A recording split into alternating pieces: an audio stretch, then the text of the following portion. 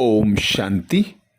आज दिनांक 25 अगस्त 2022। प्रातः मुरली बाप दादा मधुबन। बाबा बोले, मीठे बच्चे, तुम संगम युगी ब्राह्मणों का धर्म और कर्म है ज्ञान अमृत पीना और पिलाना।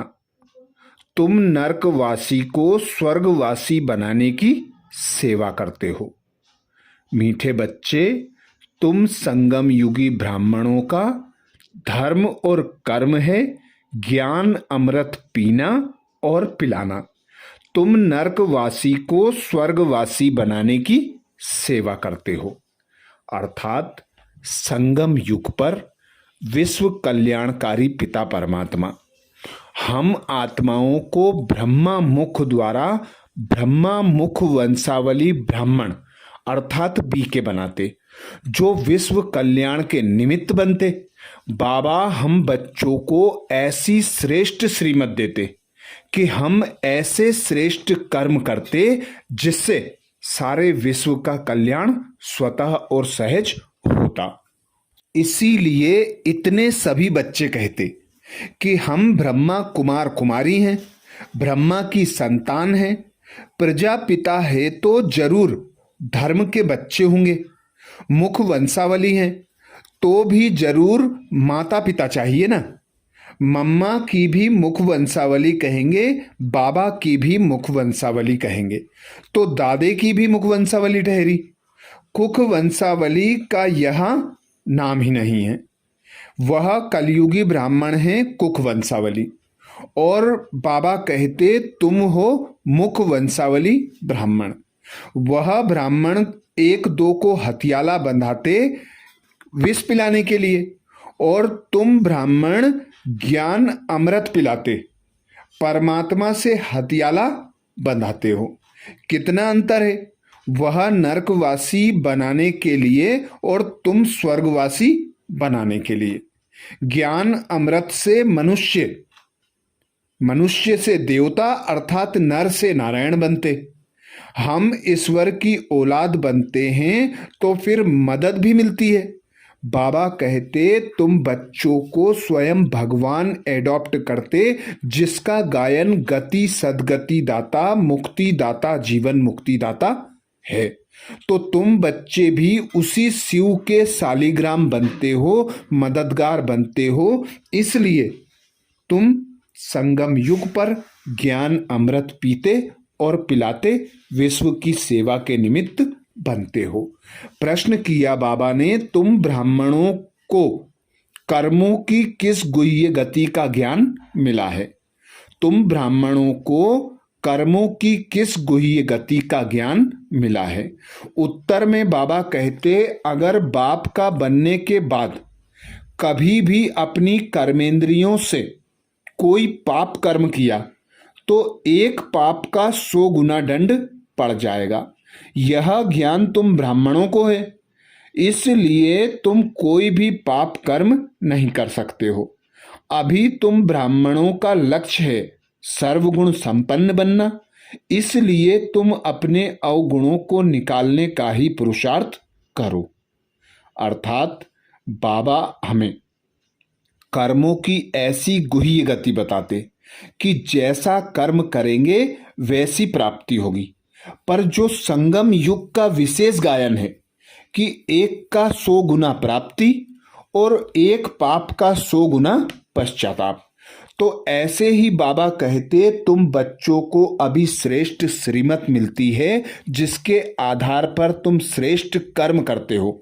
सर्वगुण संपन्न, संपूर्ण निर्विकारी, संपूर्ण अहिंसक, मर्यादा पुरुषोत्तम बनते हो। तो तुम बच्चों को अभी संगम पर यही कर्म की गुह्य गति का ज्ञान प्राप्त होता है स्वयं भगवान के द्वारा। तो तुम बच्चे कोई विकर्म कर नहीं सकते। गीत सुनाया बाबा ने, भोलेनाथ से निराला कोई और नहीं। ओम शांति। बेहद के बाप का नाम है भोलानाथ। जरूर मनुष्य से देवता बनाने वाला भी वही है। मनुष्य तो सब आसुरी संप्रदाय, बाबा कहते मनुष्य तो सब हैं आसुरी संप्रदाय। वह मनुष्यों को देवता बना ना सके, उनके लिए ही गाया हुआ है, मनुष्य से देवता किए करत न लागी वार। देवता कहते हैं, देवता रहते हैं अमरलोक में, यह है मृत्युलोक। जरूर बाप आकर मृत्युलोक में अमर कथा सुनाएंगे, अमर बनाने के लिए। अब मनुष्य से देवता किए करत न लागी वार, यह किसको कहा जाए? जरूर शूद्रों को ही एडॉप्ट करता होगा ना, तो कहेंगे कि शूद्र वर्ण के मनुष्य को ब्राह्मण वर्ण में ले आते हैं। इतने सभी बच्चे कहते हैं कि हम ब्रह्मा कुमार कुमारी हैं, ब्रह्मा की संतान हैं। प्रजापिता ब्रह्मा है तो उनको जरूर धर्म के बच्चे होंगे। मुख वंशावली हैं तो भी जरूर माता पिता चाहिए ना। मम्मा की भी मुख वंशावली कहेंगे, बाबा की भी मुख वंशावली, तो दादे की भी मुख वंशावली ठहरी। कुख वंशावली का यहाँ नाम ही नहीं है। वह कलयुगी ब्राह्मण है कुख वंशावली, और तुम ब्राह्मण हो मुख वंशावली। वह ब्राह्मण तो एक दो का हथियाला बांधते हैं विष पिलाने के लिए, और तुम ब्राह्मण अमृत पिलाने परमात्मा से हथियाला बांधते हो। कितना अंतर है। वह नरकवासी बनाने वाले और यह स्वर्गवासी बनाने वाले। ज्ञान अमृत से मनुष्य देवता बनते हैं, हम ईश्वर की औलाद बनते हैं, तो फिर मदद भी मिलती है। सगे और लगे भी है ना। लगे बच्चों को इतनी मदद नहीं मिलेगी जितनी सगे बच्चों को। बाप का लव भी सगों पर रहता है। सगा बच्चा नहीं होगा तो फिर भाई के बच्चों को लव करना पड़ेगा। वह धर्म का बच्चा कोई बता ना सके। बाबा कहते, सगा बच्चा नहीं होगा तो फिर भाई के बच्चों को लव करना पड़ेगा, वह धर्म का बच्चा बनना पड़ेगा। अब तुम वर्णों को जानते हो, भल विराट स्वरूप बनाते हो, परंतु उन्हों की हिस्ट्री ज्योग्राफी कोई बता ना सके कि इनसे क्या होता है। अभी बाप समझाते हैं कि यह चक्र फिरता है। इतने जन्म देवता धर्म में, इतने जन्म क्षत्रिय वर्ण में। यहाँ कोई गपोड़े की बात नहीं है। 84 जन्म सिद्ध कर बतलाते हैं। सतो प्रधान फिर सतो रजो तमो जरूर सबको बनना है। देवताएं जो सतो प्रधान थे वही फिर आकर तमो प्रधान बन गए हैं। अब यह मनुष्य सृष्टि का झाड़ जड़ जड़ीभूत हो गया है, अर्थात कब्र दाखिल है। यह है कयामत का समय। अब सभी का पुराना हिसाब किताब चुकतू होना है और नया जन्म होना है। चोपड़ा होता है धन का, यहाँ फिर चोपड़ा कर्मों के खाते का है। आधा कल्प का खाता है मनुष्य जो पाप कर्म करते हैं, वो खाता चलता आया है। ऐसे नहीं कि एक बार ही सजा भोगने से खाता चुकतू हो जाता है। नहीं, पाप आत्मा कैसे बने? प्रतिदिन कर्मों का बोझा चढ़ते चढ़ते बिल्कुल ही तमो प्रधान बन पड़ते हैं। कोई फिर कहते हैं कि सन्यासी जब सन्यास करते हैं तो वह क्यों तमो प्रधान होने चाहिए, परंतु बाप कहते हैं उनका है रजो प्रधान सन्यास।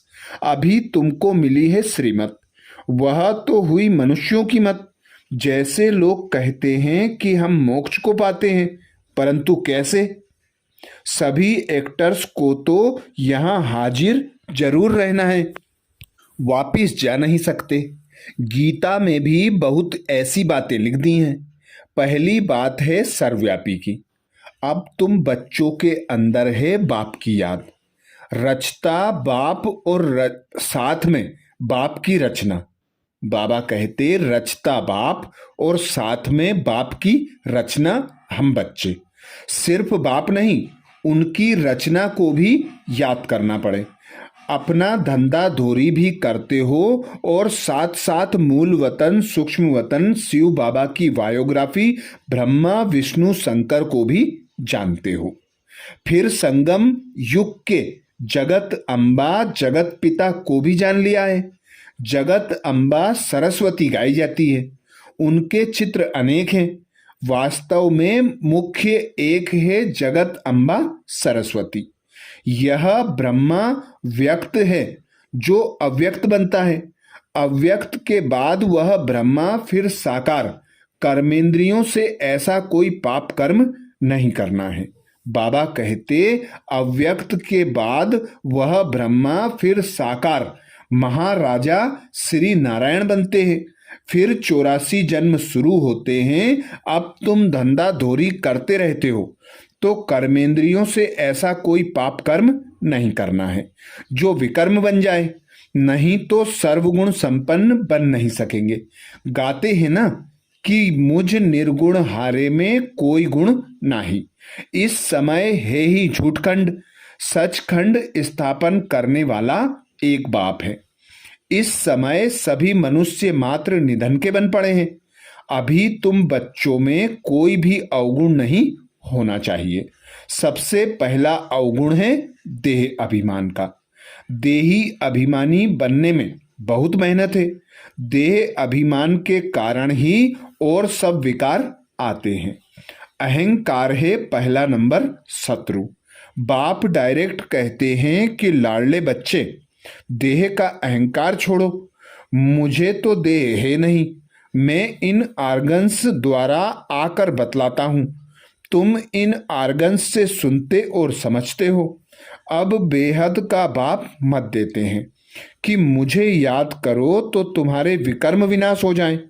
कोई भी ऐसा पाप कर्म नहीं करो जो बदनामी हो और पदभ्रष्ट हो जाए। बाप कहते हैं बच्चे, तुम्हें कोई भी राजयोग सिखलाए, बाप कहते हैं तुम्हें कोई भी राजयोग सिखलाए स्वर्ग का मालिक बना नहीं सकते। अब बाप तुमको सच समझाते हैं। तुम सत के संग में बैठे हो सच सुनने और सचखंड का मालिक बनने के लिए। उनका नाम ही है ट्रुथ, सच्चा ज्ञान सागर। यह तो बाप कहते हैं कि मैं ज्ञान का सागर हूं। ज्ञान सागर से तुम ज्ञान नदियां निकलती हो। वह नदियां तो पापी के, बाबा कहते वह नदियां तो पानी के सागर से निकलती हैं। वह पतित पावनी कैसे कहलाई जा सकती हैं? पतित पावन तो परमात्मा होगा ना, जो ज्ञान का सागर है। वह गंगा सारी दुनिया में थोड़े ही जाएगी। यह तो बेहद के बाप का ही काम है। तो तुम शूद्र से ब्राह्मण बनते हो। ब्राह्मण है चोटी, परंतु अब सतो प्रधान नहीं कहेंगे, क्योंकि अभी सब पुरुषार्थी हैं, सेवा कर रहे हैं, ईश्वरीय संतान हैं। इसलिए ब्राह्मणों का बहुत मान है, क्योंकि भारत को स्वर्ग भी तुम बनाते हो। ऐसे नहीं कि लक्ष्मी नारायण भारत को स्वर्ग बनाते हैं। यह तो बाप बनाते हैं ब्राह्मणों द्वारा, ना कि देवताओं द्वारा। पुरानी दुनिया में आकर बाप को नई सृष्टि रचनी है। बेहद के बाप ने नया मकान स्वर्ग बनाया। नई चीज को पुराना तो होना ही है। लौकिक बाप भी नया मकान बनाते हैं तो जरूर पुराना होगा। ऐसे नहीं कि बाप ने पुराना किया। सतो प्रधान से तमो प्रधान हर चीज जरूर बनेगी। वैसे ही सारी सृष्टि भी नई से पुरानी होगी जरूर। जब देह के सब धर्म आदि छोड़ो, अपने को आत्मा समझो। अब देह के सब धर्म आदि छोड़ो, अपने को आत्मा समझो। बाप सभी बच्चों के लिए कहते हैं कि अब खेल पूरा होता है। बाबा कहते अब घर चलना है। भूल तो नहीं गए हो? मैं तुमको सहज राजयोग सिखलाने आया हूं। हम 5000 वर्ष पहले भी मिले थे। मैंने तुमको राजयोग सिखलाया था, याद है ना? भूल तो नहीं गए हो? मैं कल्प कल्प तुमको आकर बादशाही देता हूं, तुमको कोड़ी से हीरे जैसा बनाता हूं। बच्चे कहते हैं बाबा इस चक्र से छूट नहीं सकते। बाप कहते नहीं, यह सृष्टि चक्र तो अनादि है। अगर चक्र से छूट जाए फिर तो दुनिया ही खत्म हो जाए। यह चक्र तो जरूर फिरना है। मैं फिर से आया हूं, कल्प कल्प कल्प के संगम युगे आता ही रहता हूं। उन्होंने सिर्फ युगे युगे लिख दिया है। कहते भी हैं कि पतित पावन आओ पावन बनाओ, सुख धाम में ले चलो। पतित दुनिया में तो दुख ही दुख है। अच्छा, मेरे पास तो 2 धाम है, कहाँ चलेंगे? बाप कहते हैं सुख धाम में तो बहुत सुख है, और मुक्ति धाम में जाएंगे तो भी पार्ट में जरूर आना पड़ेगा, परंतु जब स्वर्ग पूरा हो जाएगा तब उतरेंगे, स्वर्ग में नहीं आएंगे। क्या तुमको स्वर्ग की इच्छा नहीं है? तुम नरक में माया के राज्य में ही आने चाहते हो। उस समय भी पहले सतो होगा, फिर रजो तमो होगा। जो पवित्र आत्मा आती है वह पहले दुख पा ना सके, आने से ही थोड़े ही पाप करेंगे। बाबा कहते आने से ही थोड़े ही पाप करेंगे, परंतु आत्मा को सतो रजो तमो से पास करना है। इस चक्र को भी समझना है। अभी तुम फाइनल अवस्था में नहीं जा सकेंगे। स्कूल में भी 12 मास के बाद इम्तिहान फाइनल होता है ना। अंत में तुम्हारी अवस्था परिपक्व होगी, बहुत वृद्धि को पाएंगे। कितने सेंटर्स खुले हैं, सेंटर्स के लिए तो बहुत कहते हैं, परंतु टीचर्स इतनी तैयार नहीं है। फर्स्ट क्लास शिफ्ट होती है अमृत बेला, कोई सवेरे नहीं आ सकते हैं तो लाचारी हालत में शाम को भी आवे। स्कूल में भी अभी 2 बार शिफ्ट होती है। अच्छा, बच्चों ने समझा, बाप सभी सेंटर्स के बच्चों को समझा रहे हैं। बच्चे रात को अपना रोज पोता मेल निकालो। तो आज हमारा रजिस्टर खराब तो नहीं हुआ, कोई भूल तो नहीं की? फिर बाप से माफी लेनी चाहिए। शिव बाबा हमको माफ करना, आप कितने मीठे हो। भगवान कहते हैं कि मैं तुमको मास्टर भगवान भगवती बनाता हूं स्वर्ग का, तो मेरी आज्ञा मानो ना। नंबर 1 फरमान है कि देही अभिमानी बनो, विकार में मत जाना। यह महादुश्मन है, इन पर जीत ना पाई तो पद भ्रष्ट हो, कुल कलंकित बन जाएंगे। माया बड़ी प्रबल है, लड़ाई है दिए और तूफान की, इसमें तो बहादुरी दिखानी पड़े। हम बाप के बने हैं, फिर यह माया कैसे विघ्न डाल सकती है? हाँ, तूफान तो मचाएगी, परंतु कर्मेंद्रियों से कभी कोई विकर्म नहीं करना है। बहुत ऊंच पद मिलता है ना, कुछ ख्याल भी करो। तुम किसको कहेंगे कि हम नर से नारायण बनने के लिए पढ़ते हैं, तो सब हंसी उड़ाएंगे। यहाँ तो धारणा चाहिए, यहाँ तुमको पक्का करना है कि मैं तो आत्मा हूँ, आत्मा हूँ, तब ही सतो प्रधान बन बाप के पास जाएंगे, फिर बाप स्वर्ग में भेज देंगे। अच्छा, मीठे मीठे सिकिलदेह बच्चों प्रति मात पिता बाबा कहते, मीठे मीठे सिकिलदेह नंबरवार पुरुषार्थ अनुसार बच्चों प्रति बाप दादा का याद प्यार और गुड मॉर्निंग। रूहानी बाप की रूहानी बच्चों को नमस्ते। हम सब रूहानी बच्चों की रूहानी मात पिता बाप दादा को याद प्यार गुड मॉर्निंग और नमस्ते। धारणा के लिए मुख्य सार में बाबा कहते, पहली पॉइंट, अपना रजिस्टर खराब ना हो इसका ध्यान रखना है। बाप की आज्ञा मान देही अभिमानी बनना है। कर्मेंद्रियों से कोई भी भूल नहीं करनी है। दूसरी पॉइंट बाबा कहते, सर्वगुण संपन्न बनने के लिए कर्मेंद्रियों से ऐसा कोई पाप कर्म ना हो जाए जिसका विकर्म बन जाए। पुराना हिसाब किताब चुकतू करना है। वरदान दिया बाबा ने। वरदान में बाबा कहते, अपने भाग्य की स्मृति से सदा खुशी में डांस करने वाले खुश नसीब भाव। अपने भाग्य की स्मृति से सदा खुशी में डांस करने वाले खुश नसीब भव। डिटेल में बाबा कहते, अमृत बेले से रात तक आप ब्राह्मण बच्चों को जो श्रेष्ठ भाग्य मिला है, उस भाग्य की लिस्ट सदा सामने रखो और यही गीत गाते रहो, वह मेरा श्रेष्ठ भाग्य, जो भाग्य विधाता भगवान ही अपना हो गया। इसी नशे में सदा खुशी की डांस करते रहो। कुछ भी हो जाए, मरने तक की बात भी आ जाए, लेकिन खुशी ना जाए। शरीर चला जाए कोई हर्जा नहीं, लेकिन खुशी नहीं जाए। स्लोगन दिया बाबा ने। स्लोगन में बाबा कहते, हर्षित रहना है तो साक्षीपन की सीट पर बैठ दृष्टा बनकर हर खेल को देखते चलो। हर्षित मुख रहना है तो साक्षीपन की सीट पर बैठ दृष्टा बनकर हर खेल को देखते चलो। आज बाबा ने दादी प्रकाश मणि जी के 15वें स्मृति दिवस पर दादी जी के 15 विशेष महावाक्य रखे, जिन्हें मनन करेंगे।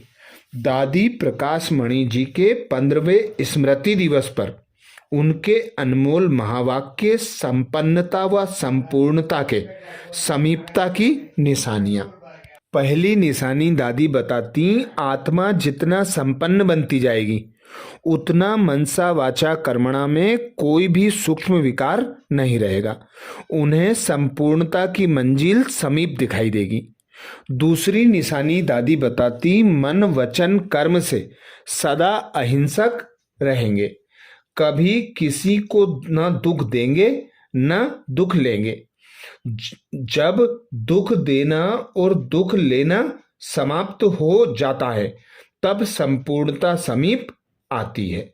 तीसरी निशानी दादी बताती, जो संपूर्णता के समीप होगा वह देह का बैरागी। दादी जी कहती, जो संपूर्णता के समीप होगा वह बेहद का बैरागी होगा। उसका कहीं पर भी लगाव नहीं होगा। सबसे ममत्व टूट जाएगा। वह सबके बीच में रहते भी न्यारा और प्यारा रहेगा। चौथी निशानी दादी बताती, उन्हें कोई भी पुरानी वस्तु तत्व सहित अपनी तरफ आकर्षित नहीं करेगी। वह सदा एक बाप की ही आकर्षण में रहेगा। बुद्धि में एक बाप की याद अर्थात एकाग्र वृत्ति होगी। पांचवी निशानी दादी कहती, वह खुद से भी संतुष्ट होगा, औरों को भी संतुष्ट करेगा। उसका पढ़ाई की चारों सब्जेक्ट पर पूरा ध्यान होगा। छठी निशानी दादी बताती, उनकी साक्षीपन की स्टेज रहेगी।